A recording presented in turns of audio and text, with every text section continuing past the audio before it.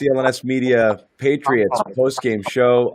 Evan, Lazar, Taylor Kyles, and guys, this was awesome game. It really was. I mean, we were talking about it a little bit before we went on the air. Nothing happened here to really complain about. I mean, the Patriots defense got torched by Wilson, who was just out of his mind and just playing on another level right now. Incredibly encouraging stuff from Cam Newton and the Patriots offense, who didn't think they'd be able to hang in a game like this. I mean, then they came within a whisker of pulling out a crazy come-from-behind win. So let's just start at the very end rather than the beginning. How did you like that final play call? Again, one shot to get into the end zone. They've been running something that they were very successful in doing, and it just got blown up, and it looked like it was a disaster and an ill-fated play, but you guys like the call. I don't mind the call. I mean, that play has literally had an 100% success rate practically right at this point. They have one play where they got stopped short outside of the last play tonight on that QB power with the extra offensive lineman in the game.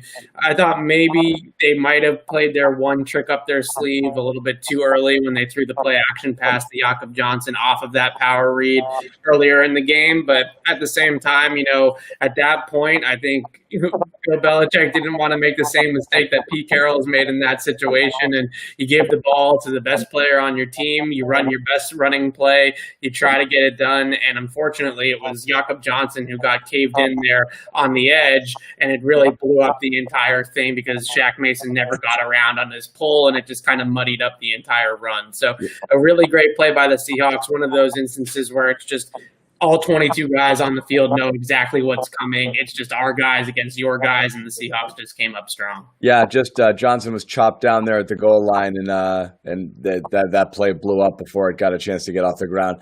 Taylor, your thoughts here? Yeah, I agree. In that kind of situation, I think you got to go with what's been practiced the most, what players feel the most comfortable with.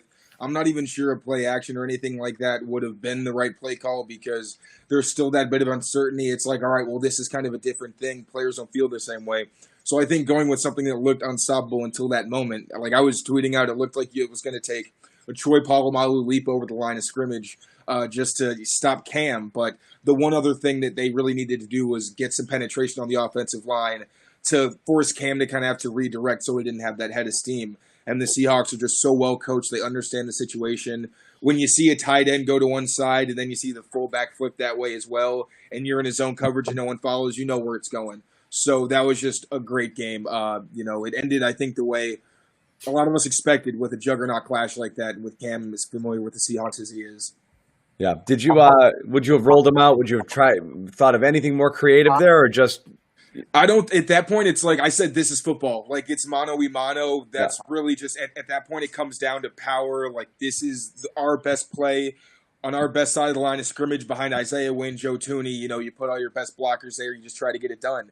And the Seahawks, they got more chemistry. They're a smart team, so having that recognition, I've been saying it since I started preparing for the Seahawks. You cannot be predictable against them. And the Patriots are good, but when you face another team that's good and they know what you're doing, sometimes that's just too much to overcome. Yeah, you kind of have to juggle it back and forth between, do you go creative and do you try to get cute with it, or do you just try to power it in? And I think in hindsight, if they had tried to go cute with it, and try to get outside, run a speed option or something like that, and that play didn't work, we'd all be saying, why the heck did they get cute with it and not just run Cam up the middle? So it's kind of, it's all about the end result here, right? We can get on the play call. We can say it wasn't the right call. It was too predictable or whatever. But, then we could have seen another play call that was more creative and have it blow up, and then that would be the bad call too. Should Harry have been in the end zone on the play before that? Leave him alone. If you're going to get that far downfield. It's close. It's close. You're going to get that far down the field. Maybe just run an extra foot, It's easier said than done, right? It's really easy for all of us to sit here and say, oh, he should have gotten in the end zone. But you just feel yourself saying that so much with Nikhil that it's just an inch, right? It's just that one shoelace tackle or that one little inch for a first down or that one little inch for a touchdown. How many times has this guy bound the goal, not actually in the end zone, and had something fluky or weird happen to him in his career in just 10 games. I mean, that is crazy to me how often he is just one little half a yard short of doing something amazing. And it just seems time and time again that's the case with him. But also, I think it's one of those cases of it's really easy to pick on the guy because he does so many things and because he's being given these opportunities. But it's also important to remember that when he doesn't get those extra yards, it puts them in a position where they have to get another down. But in critical situations, when Cam went to him, he was making plays. Yeah. There was the play where he didn't get a few extra feet. He made 3 important catches on that drive. He has some of the best chemistry, and I think it kind of jumps off. There are moments where they're clearly off, but Cam wants to get him involved. Like he said before with Funchess, with Kelvin Benjamin, he understands how important it is. And I think that N'Keal Harry is giving him plenty of opportunities to say, if you come to me, I'm going to do my best to hang on to the catch through a really big hit or make it in a critical situation. Like, I think if you get 2 or 3 good plays a game from your first-round pick who barely played the season before, that's what you need to focus on. Like, there are players who take – Devontae Parker didn't blow up until he was in a position where his skill set was being used. I'm sorry. I'm N'Keal Harry's biggest – Still believers. There's still believers out there. There's not enough – I feel like there's not enough positive energy going N'Keal's way, and I will be the one dying on that hill. I think he's got plenty of upside to get excited. Prior to that, and it's fair, but prior to that final drive where I think he got more than half of his total yards he had 30-something heading into that drive, finished with 72. So he got good chunks there. You were seeing a lot of the same stuff. I mean, one miscommunication, so be it, but just catches close to the line of scrimmage and going down at first contact. I mean, one play late in the game, it was, just a one-arm tackle for a defender who was being blocked by someone else, and N'Keal goes right down. So you're not seeing enough of the physicality there from him. That he should have. You want to, Taylor wants to. Oh yeah, tag me in. All right, so I think this is important to understand because I'm 6'4", I'm 200 pounds. I can attest like what it's like, and I played sports. Like I'm just gonna say, I understand what it's like to be a big guy trying to change direction. N'Keal weighs 10 pounds more than I ever have in my entire life. It is not easy when you're carrying 200 pounds to be running laterally and have to turn up field and make someone miss. There was one tackle where he was trying to turn up field. The guy got him like by the shoelace. I'm like, you can't expect a guy that big to be like Gronkowski and be able to stumble and recover. Like that kind of stuff when Gronk. No, you just want him to smash right through there. I get that, but at the same time, it's a lot easier when you have N'Keal face up with a guy where it's like, I could run right through you and make you pay for trying to tackle me. That's where he wins, when he creates that indecision. When Harry's running laterally, no one's afraid of him, and they shouldn't be. When they use him on those end arounds where he has space to turn the corner and then get those one-on-one matchups, that's where he's best. So I think, and there was also penetration on those plays where he wasn't really in a good position to just really get the ball on time. So again, if people want to criticize Harry, make sure you understand what position he's in physically and what this is saying. Yes, go on. Give me all the criticism. I want it. I want to hear it. But here's the thing, Taylor. Here's the thing. I'm right there with you with N'Keal Harry, right? My pinned tweet is a column about N'Keal Harry. Right? I definitely am in on the N'Keal Harry train, but a big part of the reason why they drafted him in the first round was his ability to create with the ball in his hands. You go and you watch him in college, and it's not necessarily him dancing. He's whipping it out of stuff. No, it's more like a Cordell Patterson style than it is necessarily like a jitterbug type of style, right? It's different, but at the same time, you are expecting those scheme touches, the throws behind the line of scrimmage, the throws into the flats, the sliding routes out of the backside of the formation. You're expecting him to create after the catch in those types of situations, and it's a big reason why they drafted him. But I really didn't think it was about N'Keal Harry or anything like that. I thought in this game tonight, first and foremost, I thought the Patriots took way too long to let Cam open it up. Way too long. They spent 2.5, 3 quarters of this game trying to get the running game going, and in a lot of third down situations, not trusting Cam and the receivers to run a play. I mean, how many 3rd and 8, 3rd and 9 they ran the football? They ran the football in the 3rd and 4 that didn't go anywhere. Those types of play calls and not trusting Cam, who is throwing the ball all over the yard, besides the interception, looked fantastic. and he throws for almost 400 yards in this game coming from behind. If they had started throwing the ball earlier in this game with that type of efficiency, I think that this game would have been I think they would have had the lead, honestly. I think that they really killed themselves by being too conservative on the offensive side of the ball with the play calling. And then also to add to that, I'm sure that he has some sort of rhyme or reason for not calling a timeout there, because Belichick always has a reason for everything. But there's 15 seconds left in the game. You gave yourself 2 plays. You could have had 3. You could have had at least 3. Yeah. You know that you're throwing the football, so the odds are it's either going to be a touchdown or an incomplete pass at that point. I think the play calling on offense at times early on in the game, and certainly in the third quarter, then the decision not to call a timeout. I didn't fully think that they put the offense in the best position to succeed tonight, but I think that Cam, Edelman, the pass protection up front just kind of owned. They just kind of really dominated, and that was the reason why they got out of it. Before you jump in, Taylor, you hearing any feedback on Evan right now? Yeah, I am. Oh, Evan, can you click out and back in 1 second? I'm having a little something with your audio, and I want to see if we can fix that. And I'll ask Taylor here just your thoughts on Cam, because he was outstanding. Myself. Huh? Oh, I get the chat all to myself. You get Cam all to yourself. We're going to let Evan in a second. We might even let him in now. Evan, try it again. All right. We have a lot of fun without you. You missed out. Better or worse? He just won the N'Keal Harry debate. Oh. Just like that. Maybe next time. Maybe next week will be your shot. Well, let's move on to Cam, because yes. This was pretty awesome. I mean, from him, I didn't know that he had it in him. I think what we saw was a game plan where this is a run-first team. I think they know that. I also think it's important to understand that the first 4 weeks are always kind of an extended preseason. This season, it really feels like this is them trying to get what they do well together and see what they can build on. I don't think the pass was a big part of this game plan, because the Seahawks secondary, it's very talented. Even though they don't have the best chemistry, it's better than what the Patriots have.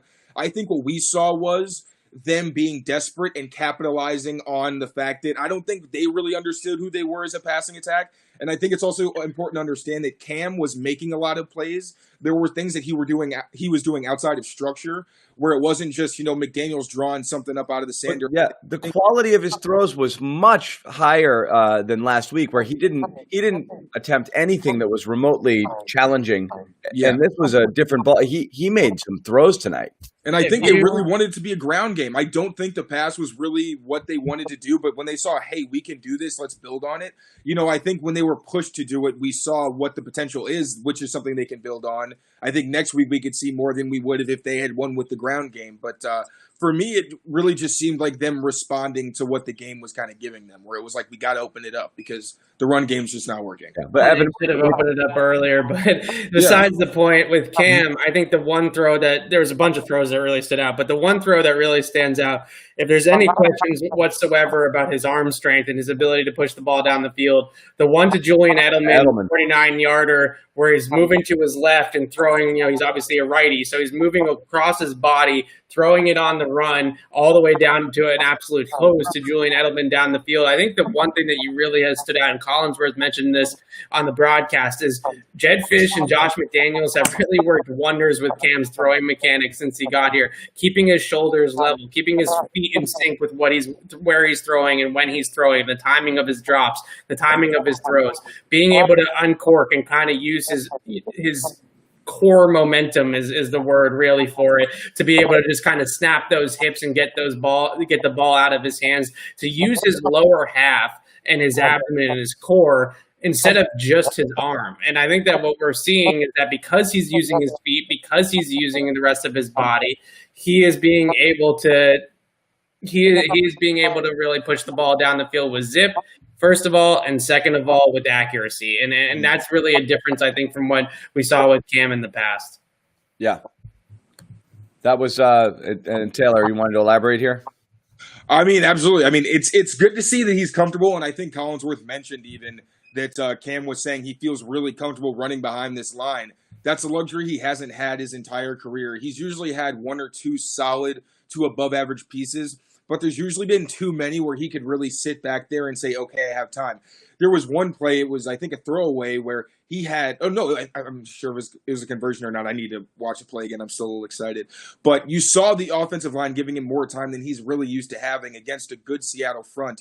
So you're seeing the benefits of that. He's able to actually work on his mechanics and feel comfortable doing those little things that he's working on every day in live action instead of being able to do it in practice. And then when the bullets start flying, it's quick pressure, not really having a good base, not really having a place to set up. So it's nice that we get to see all the work that he's putting in and that the coaches are helping and putting in with him kind of benefit with what's happening on the field thanks to the great protection he's getting. Yeah. Hi, Evan. We were mentioning Edelman there. Certainly, he came up with some huge plays, but you're not going to get 179. You've never gotten it in his career, as good as a career as he's had. You're not going to get 179 yards from Julian Edelman that often. He already looks like he's like late season hobbled. What's going on with Jules? Mid-30s and in a really tough role, I feel like. It's not an ideal situation where I know, but I mean, he looks like, it's still early in the season. He looks like it's got a season's worth of dings and, and bumps and bruises already, just the way he's getting up after each catch. And I know he's in his 30s, but it's still, I guess the knees just never really gotten. Maybe that's just what he's got for life at this point. Right. I mean, I always struggle to judge a player's injury history or anything when I don't know, but I mean, clearly it's affecting him and you don't want to have to rely on him in those big moments and, to constantly have to figure out what's going on in terms of offensive consistency outside of him. But I mean, you see his value. Yeah, he missed a couple plays, obviously you'd like to have back, but he still did give you enough that kept you on track where if you didn't have those plays, you would be a lot further behind than you already were. Yeah, and we lost Evan for a little bit there. I'm going to go back to this is something we'll always talk about just in terms of the receivers, but it's impossible to look at Harry without looking at Metcalf or looking at other guys in the class and always kind of do that what-if wonder sort of thing. Metcalf, and again, Evan and I were talking about this prior to the game, he doesn't do a lot. I mean, he doesn't run a lot of routes. He's going to do what he's going to do. But he does that extremely well, and he's a home run threat all the time. And now it's 2 games where he's done exactly that, is just pop off for that big one. And, and he and Gilmore were going at it. But it's hard to not look at those two and wonder, hey, did the Pats, what else could they have done here? 100%. And I think, everyone has their different philosophies. Clearly, the Patriots haven't had as much success in the draft at receiver as other teams have had. Anyone that I've talked to who knows anything more than I do has really just said it was the versatility at the end of the day. And, you can always say, well, they could have done this, they could have done that. And there were people at the time who were saying Metcalf was a choice. But at the end of the day, Metcalf, I don't think, would do as well in the role that they appear to have in mind for N'Keal Harry. In some ways, he absolutely is. As an outside receiver, Metcalf is to infinity and beyond better than what N'Keal is right now or possibly could be. But you also see that there are things that he does in terms of moving around the formation and being a Z that we don't really see DK do either. So I think it's a system thing, but I agree, in hindsight, it's not a great pick. It's definitely a great combination of Russell's talents, obviously throwing the ball down the field and what Metcalf is good at as an explosive receiver. I think what we see with scouting with wide receivers, especially when it comes to draft time, is an overreaction to what happens in Indianapolis at the combine, right? And DK goes out there, he runs a terrible 3-cone time, and everybody's instantly says he can't run routes, right? Horrible 3-cone, horrible quickness. Definitely can't run routes. This guy's just going to run in a straight line. They were dogging him in the spring practices and mini camp too, with some of the videos of him trying to run comebacks and stops and just having really kind of rough, clunky footwork, and he was getting beat up there too. But the thing that ultimately it comes down to is that when you have such great explosiveness over the top like DK does, all you got to be able to do is develop that stop route along the sideline and a slant, right? Just run something underneath the defense and then make Gilmore respect your speed and then stop it down. And being able to stop on a dime is something that's really difficult to do and something you have to train into your body over and over again. But it's a different movement than being super quick at the top of the route, right? It's a different movement than making a quick break or being a Julian Edelman type of jitterbug at the top of the route. It's something that you can train easily, and guys, in the off season are constantly doing that with the different footwork coaches and things like that. So what DK's been able to do is basically become a Des Bryant type, where he's going over the top 90% of the time, but he's also sort of worked in a slant, he's worked in an under, he's worked in a comeback, and he's able to keep DBs like Gilmore honest. And tonight, the one play where he beat him over the top for the touchdown, it really was a play that I've seen Gilmore make a million different times, right? He knows he's got the inside help from the safety over the top. He knows that the corner route is his responsibility. He doesn't have to worry about that. And DK just beat him at the top of the route. He got caught chasing. Yeah, he beat him at the top of the route, plain and simple. And you gotta just have to tip your cap to a lot of these plays that the Seattle offense made. I think that ultimately that's what it comes down to, is that this game was incredible to me that the Patriots are in this game late because of how good the Russell Wilson and the Seahawks offense played. So just the fact that they were able to battle back and make this a game, I think that's a real testament to what they have going on offense, even if we're getting a lot of comments here talking about they don't have enough wide receivers. Guys, they just threw for 400 yards. Yeah. This was not a problem about the wide receivers. There's not a problem about the offense. This was a problem of Russell Wilson just being really freaking good. And he was. And before I put this Harry Metcalf thing to bed, we talked about Metcalf might be limited in his overall, the amount of things that he can do, but the things he does extremely well. What do you think Harry does well? Whew, that's a tough question to answer right now. What does he do above league average at this point? I mean, again, it doesn't mean he's not going to eventually be able to do that. But at this point, he's a starting wide receiver. He's your wide receiver 2, okay? And is he beyond replacement level, above replacement level in any facet of his game at this point? I think he is I think he's finally figuring out how to win at the top of the route, right? And how to be able to use his size and box out at the top of the route. He caught that slant on that RPO, which he took a huge hit on. And regardless of the hit, just the ability to get inside, right? And then be able to kind of, box out and be protective of the ball at the catch point and finish through contact. That type of stuff I think is really good. The other thing I would say is probably blocking. He's a really good blocker on the outside. That's why you went. That's why you spent the first round pick. It's not why you drafted him. It's also not why you didn't draft him for the jet sweeps and the end arounds and all that kind of stuff either. But it does add an element to your offense, and it kind of starts to establish, kind of a identity to your offense that you are going to be this bully ball style. Sure. Well, bully ball didn't work today. It was a completely opposite of what you would have thought. And again, Evan, we talked about this prior to the game. You thought you don't want to get in a shootout with Seattle because you're not going to have the bullets to be able to do it. It turns out they actually did, but the run game was rough today. After 200 plus yards last week, there was 25 carries, 67 rush yards. I think Newton was 40 something of those. So that's a lot of it came on scrambles too, and on, not design stuff. So when they tried to run, they were completely ineffective tonight. Sony 7 carries, 19 yards, Rex 6 for 2. And then it was Cam 11 for 47. They had 20 yards from their running backs. What happened that rendered the running game so ineffective this week when it was such a strength last week? It felt like they just thought that they could overpower Seattle. I really expected there to be more kind of eye candy motions, things like that, just to get the second level, because you got Adams, you got Wright, and of course you got Bobby Wagner. And the last time Cam actually played the Seahawks in 2018, that was their whole game plan. It was make them look here, make them look there, build on things so they really don't know how to trust their eyes, where to look, what's there, what's not.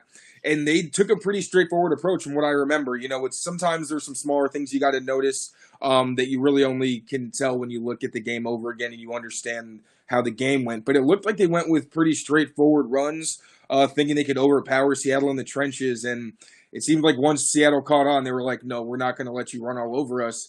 And that hurt until the Patriots decided to open it up, which I think helped them because Seattle didn't have a lot of film of what their passing attack looked like.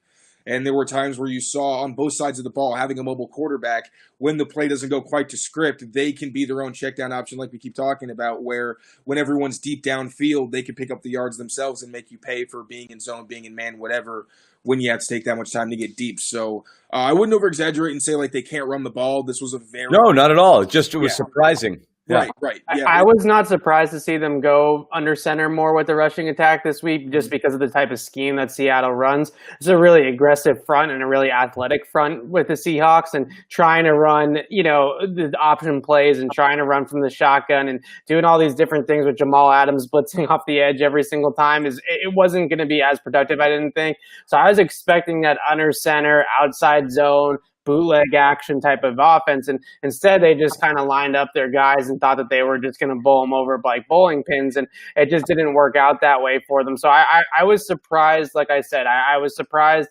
that they went with more power concepts than I was expecting. I thought this would be a zone-heavy rushing game because of the aggressiveness of Seattle, trying to use some of that aggressiveness against them. There was a lot of power runs still involved, which is the Patriots' MO, so it's not that huge of a surprise. But I think the biggest thing, like I said at the beginning, was just they took way too long to realize that the running game was not it tonight. Seattle's got people in the secondary going down left and right. They're on their fourth and fifth string safeties outside of Jamal Adams on the back end. They got two pretty vulnerable, although Dunbar played really well tonight. They had other guys that were being picked on in the middle of the field as well. Ryan Izzo's making catches. Edelman's killing Jamal Adams. These guys are making plays in the passing game. I thought that if they'd gone to the passing game earlier, they never would have been in the spot that they were in. So I think early on it was quite obvious that they were not going to get a ton out of the running game, just the way that Seattle was playing them, because Seattle just didn't respect, and rightfully so, didn't respect anything down the field from New England. They were playing a lot of single high coverages. Daring them, yeah. Yeah, they were really daring them to throw the football. Then finally the Patriots started to open it up, and they started to play more two deep coverages, and the Patriots were able to beat those two with Edelman on Jamal Adams and in a couple of different situations. But at the end of the day, Seattle was daring them early on to throw the football. They were really keying on the running plays. All the stuff that they did last week, they were really well prepared for, probably because they see a lot of it with Russell Wilson in practice every single day.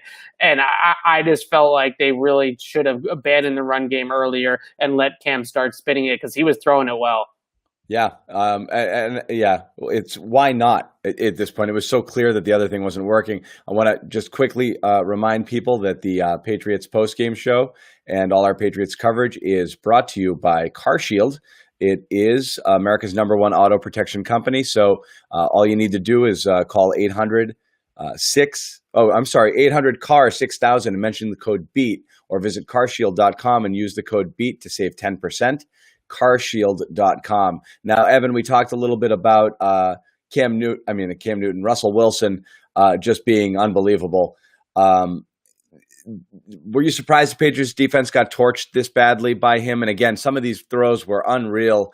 Gilmore again just got beat, as you said there at the top, and the throw there that McCourty got beat on, and that was an incredible catch and staying in bounds. So some terrific throws by Wilson, but 5 touchdowns. I think the stat this secondary is shocking to give that up, but that hasn't happened to a Belichick defense, I think they said, since 2009. Yeah, that's right.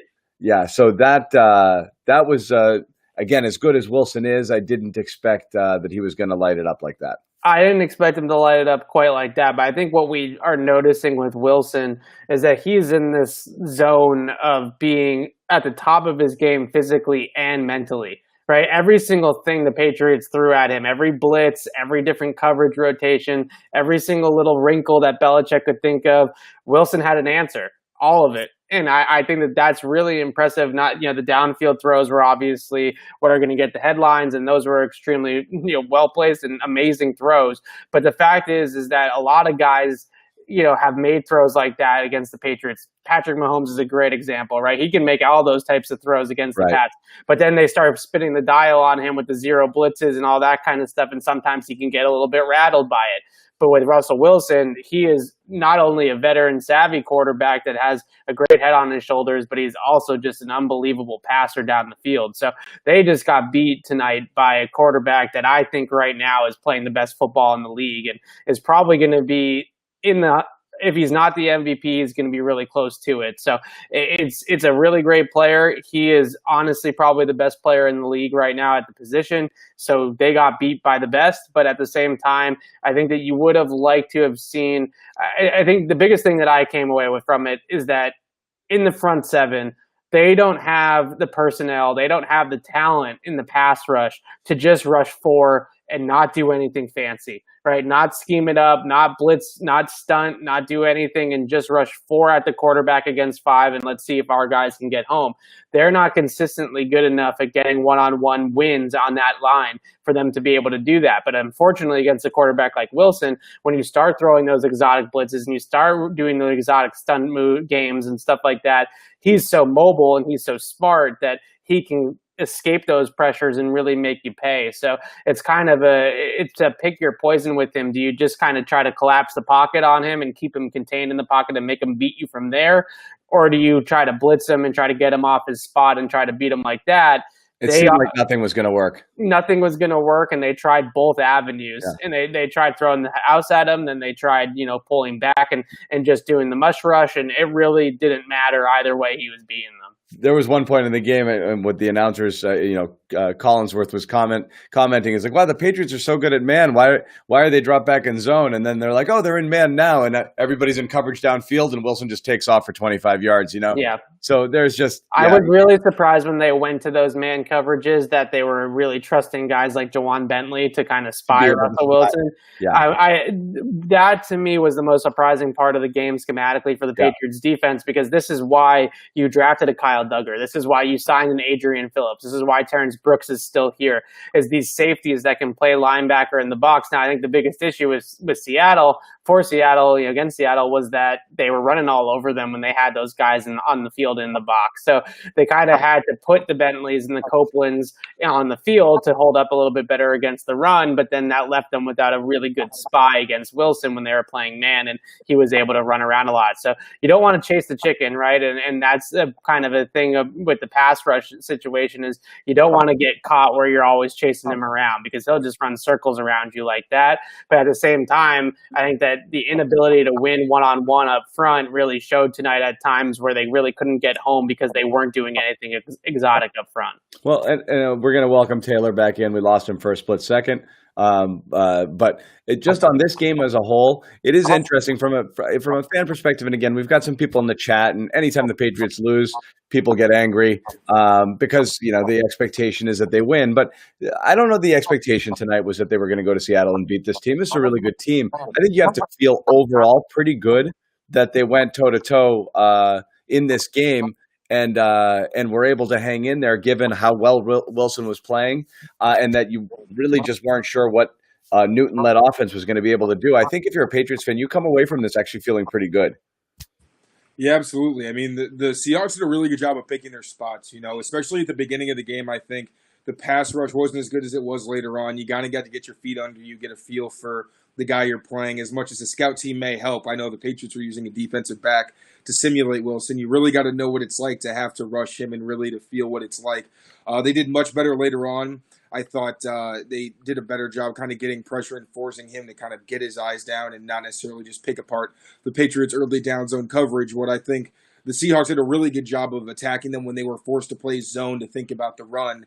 And then later on, the Patriots did a much better job of stopping the run, although the Seahawks, again, they picked their spots and they were able to isolate, I noticed a few times, the Patriots' defensive backs when they were on the field. So just such a well-coached game. You really saw that they were ready for each other, and the Seahawks understood when they could take their shots, and they were able to capitalize a good amount of the time. So I think you kind of expected it was going to be a close game.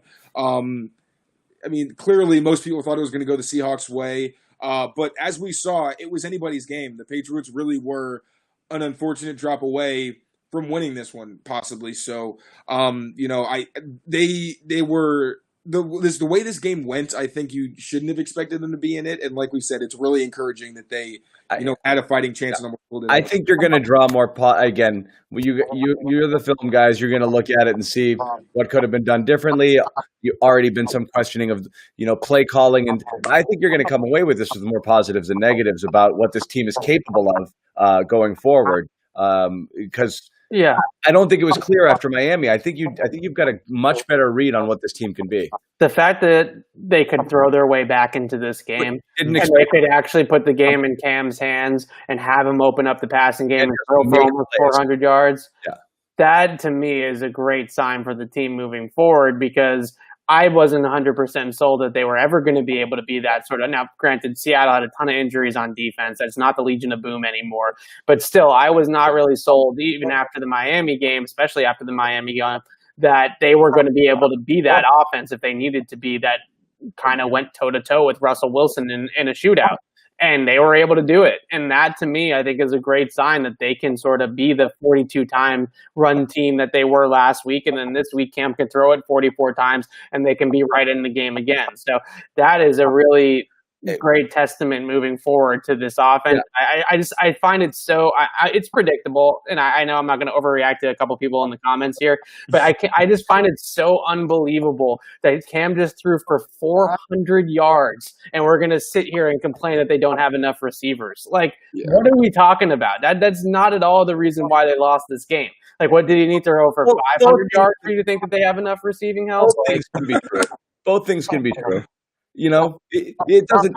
One doesn't mean just because he threw for 400 doesn't mean that. That the receivers are. They scored 30 points. They were a yard away from 36. Sure. They threw for 400 yards. He needed the game in his hands, and he needed to throw the football, and he was able to do it.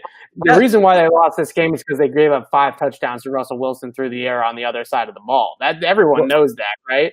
Like, if this game was any other type of way, then we're talking about the Patriots throwing up 400 yards passing and winning this game 30-17. It's really what this game ultimately came down to is the fact that Russell Wilson is a magician, and he just absolutely put the Patriots defense on blast. That's what I'm agreeing with you, Evan. I'm saying rewind it a year. I think people are suffering from short-term memory here. Were the Patriots able to pass their way out of trouble last year? But it's week 2. No, that's extremely important. I know personally been putting out fires constantly saying that we cannot expect this offense to have any type of passing identity because it's a new quarterback. They're still trying to figure out how he gels with the guys. You can see even with Edelman, with Harry, the guys who he goes to in big situations, they clearly aren't fully comfortable yet. So I think that you could see with any efficiency them able to say, we're spreading it out and we're just going to throw it at all right now is a shock. Like I was saying that if this is a passing game, they're probably not going to be in it. Like if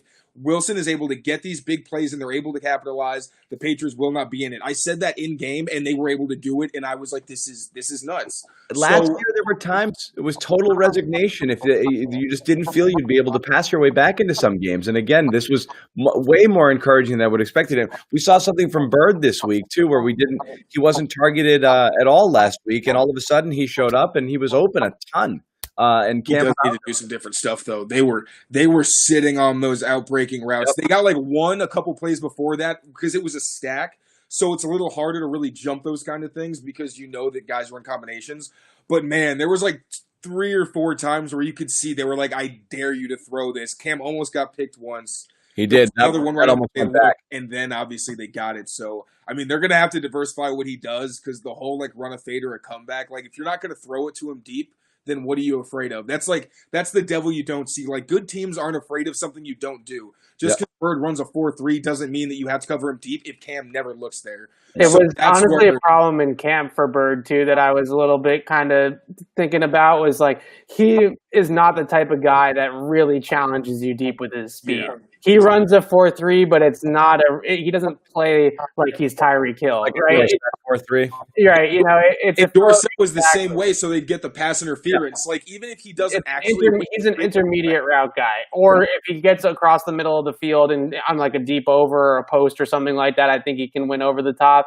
But in terms of him just DK Metcalf style, just running down the sideline and on a straight go, that's just never going to really be where he's going to separate. So I think what happens is that teams know that and opponents know that, so they know that he's probably going to use his speed to set up those stop routes along the sideline and set up things underneath the defense. The other thing is on the pick with Cam is that the defender had outside leverage and he was out leveraged on the throw. I mean, it just should never have been thrown there because of the body positioning of the corner.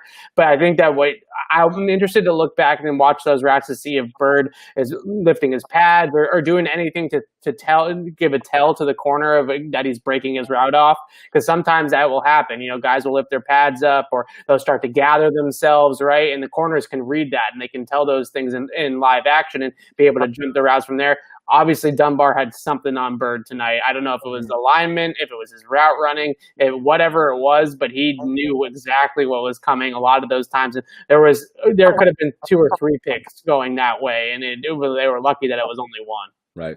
And again, it's also important, I know we're all aware of it, but just friendly reminder that it is still so early. They're still trying to figure out the basic things that they do well. So and I know I said, and I felt guilty as soon as I did, expect him to be but have 5 tricks in your bag. That's tough. If we're talking about an intermediate guy, I think if Jacoby Myers can really get on the same page, that's where he's better because he gives you a bigger target. He's good in those contested catch situations, and he can just win enough with his routes that even though he's not going to necessarily beat you deep all the time, he can give you enough as a route runner that gives you different things to think about, and he can get open that way, or at least give you a bigger target than Bird, who's 5'9", and just a small guy. He's easy to play through, and I think when you're talking about outbreaking routes, where there's such a small level or margin for error, it's kind of harder when there's not a lot else he can do. Yeah. So, guys, final thoughts on this game before we wrap it up. And again, I'm sticking with it. I think it's way more positive than negative. And of all the things that you guys said here about Cam, I think the headline reads tomorrow is the.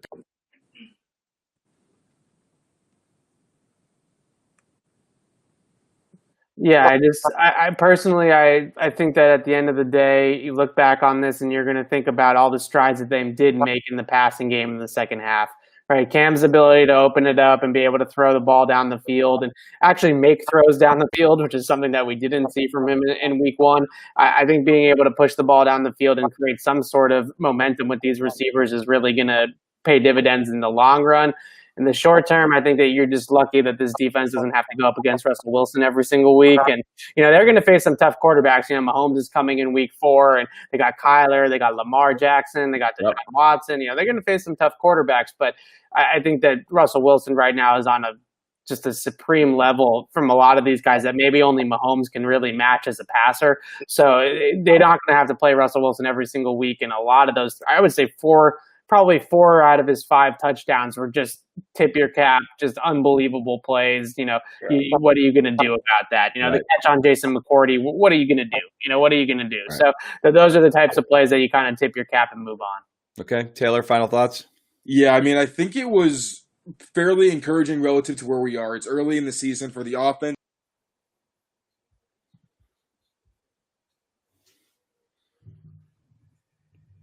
Did he freeze for you? Yeah, I think he's frozen.